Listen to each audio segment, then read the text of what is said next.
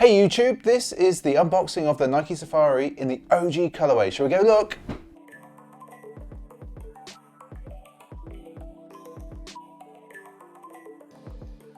Hey YouTube, it's Mr. B from Pint of Stuff, and if you're new to these parts, we tend to do sneaker unboxings, these kind of cinematic on-foot sneaker looks, sort of, and Sneaker Cam, SJ over there. We do streaming on Sundays, that would be Sneaker Streaming Sundays, which tends to be at 8 PM UK time, and that would be 12 PM Pacific. However, nobody wants to hear me rambling. We should probably open this box that we've got lurking here. Yes, we should, camera one. Not the usual box either, because as you can see, camera one and camera two, for once, you can see as well. It's come from Size, and I don't usually shop there, but we shall get to it, and I think that we shall probably start speeding up, probably now.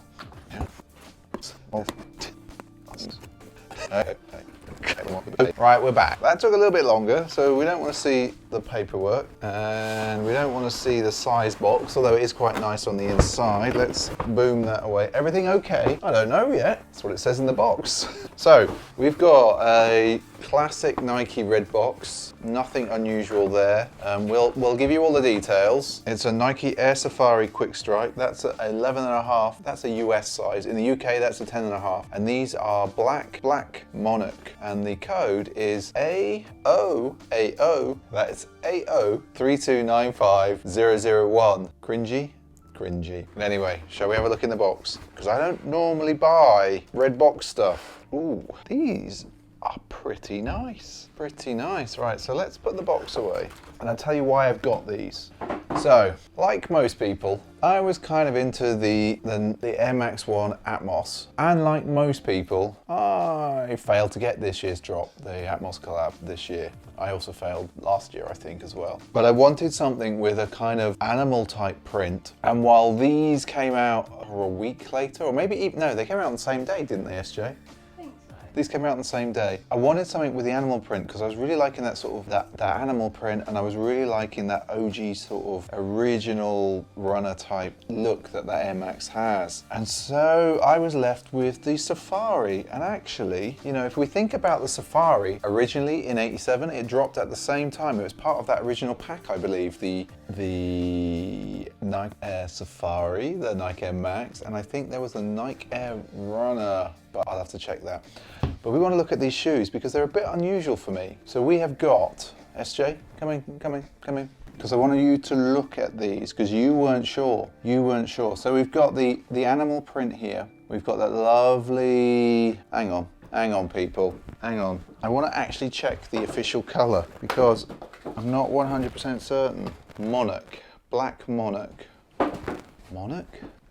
Is that really a color? I'm going to call it orange. It's orange. It's an orangey brown. Okay, so we've got the Safari print here on the mudguard, and you can see that as well on the heel, on that heel there, all the way around the collar. But what's really interesting is you've got this leather here, and SJ, are you in close? Like, look at that. That feels soft. I'm going to get the paper out because I want you to see how soft that is. Like that feels, I'm going to get my hand in there. That's a really soft leather. That's gonna, like, people are gonna hate me doing that. They're gonna hate me doing it, Sneaker Cam. Camera one, can you see what I'm doing? I'm just doing that. I'm trying to show the people, trying to show you all out there on YouTube, trying to show the people that watch this channel, just how soft this leather is on this area here. So as I was saying, we've got the Safari print around the mudguard on the heel tab piece round here. It's wrapped around on, just all the way back around there. If we look on the rest of the shoe, we've got a lot of black, a lot of orange. This is the original colorway. We've got very small swoosh, which actually reminds me very much of the Air Max 1. And if you think about it, you know, if these were released in the same pack and you saw them side by side, you can kind of see the family resemblance. You can kind of see that. I wouldn't naturally buy these shoes, but there was just something about them. I just think they're really nice. And if we look at the sole there, we've got that camera too. Have a look at that. Look at the sole. It's nice. You know, this is a nice shoe. I don't know what else to say about it. I could go on for hours about dunks, but this is just a very clean colorway. I think this will go with much stuff. And If you think initially when these were released, they were supposed to be more athletic shoes, but I think this was one of the first shoes to truly cross over. And I suppose the other thing to say as well is, like the Air Max, this is obviously a Tinker Hatfield design. This has come from his pencil. And if you look at all of his shoes, you can kind of tell that that's a Tinker shoe. That sounds weird, doesn't it, SJ? A Tinker shoe. But that's definitely a TH shoe. So you can see it. You can imagine him sat down drawing this. You know, literally, you can see how that's come off a sketchbook. For sure. Not a lot else to say about them. I think they're a very nice shoe. I think we're going to do a really nice on foot with these. I think for me personally, in the shoes that I collect, it's nice every now and again to go a little bit left field from what you would normally buy. You know, the laces, there's no spare pair. The laces are just your standard flat black laces, which work really well. Nothing fancy there. They feel like they're sort of cotton-esque. SJ, thoughts? Dad shoe? You're calling these dad shoes? These are OG. This is the Air Safari. They're nicer than I was expecting. Do you like the leather? Yeah, the leather looks epic. Super supple, eh? Yeah.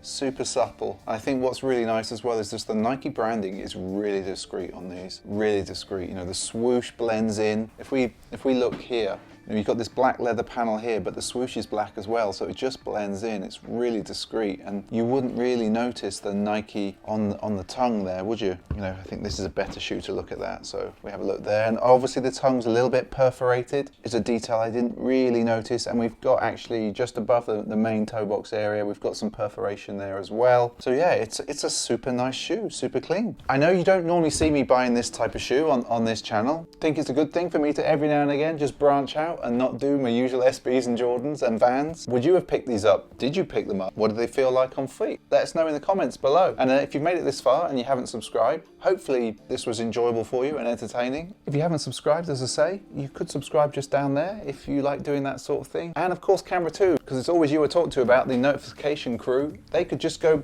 like that, and then they would know when we upload, which is on Tuesdays, on Thursdays, and it's usually 3 p.m. UK time, which I think is close to 6 or 7 Pacific. They're always dropping on Tuesdays and Thursdays. And of course, SJ, over there on Sneaker Cam, we are always streaming on Sundays. That's Sneaker Streaming Sundays. 8 p.m. UK time, 12 p.m. Pacific, 3 p.m. Eastern. Come and join us. We kind of cover what we've unboxed in the week, just very briefly. We might give you sneaker peeks of what's coming in the weeks to come. And of course, we cover things that we spotted in the sneaker news community. And finally, we show you what we've got on our foot. And of course, we talk with you guys, because you're what helped make Sneaker Streaming Sundays. Thank you. Until next time, everybody, on cameras 1, 2, and Sneaker Cam, I'll see you later. Bye.